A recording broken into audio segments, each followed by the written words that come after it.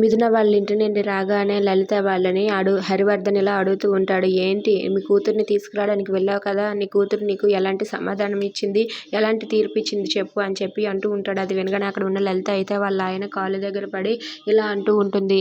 ఏమండి, నేను దాన్ని 9 నెలలు మోసాను, 20 సంవత్సరాలు కళ్ళల్లో పెట్టుకొని చూసుకున్నాను. అలాంటిది ఇప్పుడు అది నా మాట కాదన్నది, అలాంటిది ఇప్పుడు అది నాతో కలిసి రానన్నది.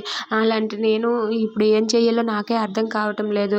అసలు నా కూతురు ఇలా చేసిందంటే నేను నమ్మలేకపోతున్నానని చెప్పి అంటూ ఉంటుంది. ఇంతలో అక్కడ ఉన్న హరివర్ధన్ అయితే నాకు ఇక్కడ గుండెల్లో అగ్నిపర్వతం మోస్తున్నట్టుగా అనిపిస్తుంది. అసలు ఇదంతా ఎందుకు జరిగిందో, ఎలా జరిగిందో అర్థం కావట్లేదు. ఇక జీవితాంతం నా కూతురు లేకుండా ఈ బాధను భరిస్తూ ఎలా బ్రతకాలని నాకు భయంగా ఉంది అని చెప్పి హరివర్ధన్ కూడా అంటూ ఉంటాడు. అది వినగానే అక్కడ ఉన్న లలిత, ఇంట్లో వాళ్ళందరూ కూడా చాలా బాధపడుతూ ఉంటారు.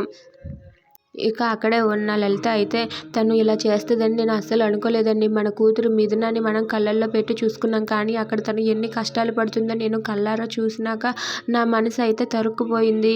ఇక నా మనసులో లేదండి, నా కూతురు దగ్గర ఉంది. అయినా నా కూతురు నేను చెప్పిన మాట వినకుండా అక్కడే ఆ నరకంలో ఉంటాను అంటుందండి అని చెప్పి హరివర్ధన్తో అంటూ ఉంటుంది. అది విని హరివర్ధన్ కూడా చాలా బాధపడుతూ ఉంటాడు. Thanks for watching friends. Please subscribe our channel.